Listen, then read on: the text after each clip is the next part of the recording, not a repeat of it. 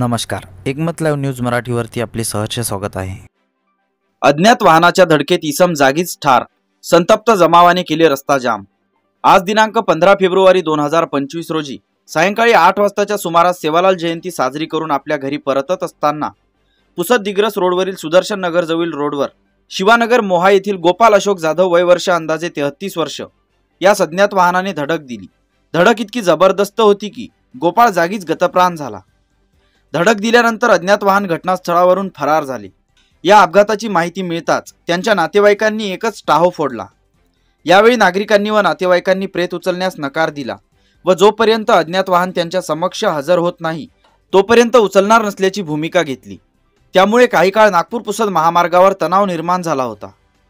यावेळी पोलीस ताफा मोठ्या प्रमाणात घटनास्थळी दाखल झाला।